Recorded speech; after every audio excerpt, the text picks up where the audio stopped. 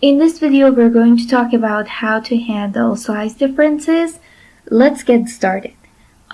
First of all, we're going to have my var, which is a type word, and the value is going to be 5, and I have my var 2, it's going to be type byte, and the value is going to be 4. Okay, the first thing that I'm going to show I actually covered in previous videos, but just in case if somebody needed it, I'm just going to put it here as well. I can move EAX to 0 to make sure that all the register is empty, so when I put my number in the lower part of EAX, I don't have a problem. After that, for using the word, I'm going to move AX, which is the type word of EAX, and I'm going to put my var inside of it or point it to my var, and I'm going to display it, call write deck, and I'm able to display it this way. Let's just take a look at this first. So I have 5. There's another way that I can do this.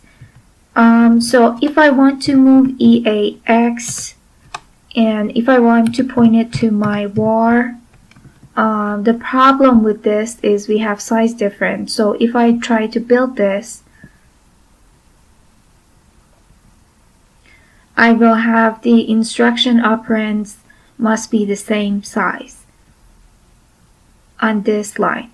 So what I can do, it's because it's saying that these two are different sizes and you cannot move them. You cannot, these two cannot be equal because they're not the same sizes.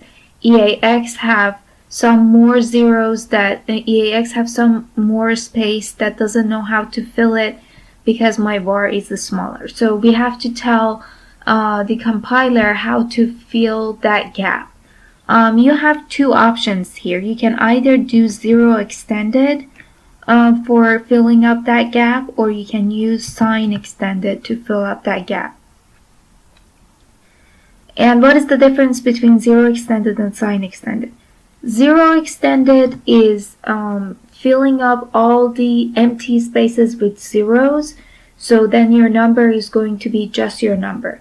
And then if you have a negative number, you have to use sign extended, or if you are planning to get values from your user and you don't know if they are going to put a negative number or positive number, you have to use sign extended, because sign extended look at the number, and if it is negative, it will fill the empty spaces with ones, so that way you have your correct number.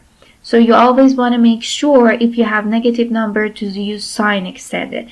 Since here I just hard-coded it and it's 5, I know that it is positive, I'm going to use 0 extended, and if I try to display it, I'm going to say call write deck,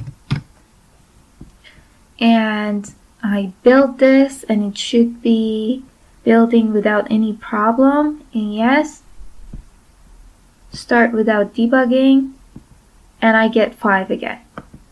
Perfect. So this is another way of doing it. There is one other way for size differences that I'm going to show you. Okay, so for example, if for some reason I want to move AL, and AL is type byte of EAX, as we know. And let's get rid of 0 extended. So AL is type byte, but what I have here is type word. Again, if I try to build this, I will get the same issue. It's going to say instruction operands must be the same size. So they are not the same size. What I can do is I can get the lower value of my var, which is going to be, I'm going to say byte PTR. This is going to get the byte part of my bar. It doesn't care that it is word. It's not going to take the whole thing. It's going to just look at the smaller part of it, which is going to be byte, and then say move AL. And for this line of code, what I have to do is I have to move EAX to 0 to make sure that EAX is empty. But then this is another way that we can handle size differences. I can build this and it should be building successfully. Yes, and if I debug this and if I start without debugging, and I'm getting 5 again without any problem. So you can use this with byte PTR, you can use this with word PTR, we can use this with dword PTR. You can use move 0 extended, you can move sign extended, or you can change your register size to smaller one like EAX to AX or AL. So these are the type of ways that you can handle the size differences in assembly language.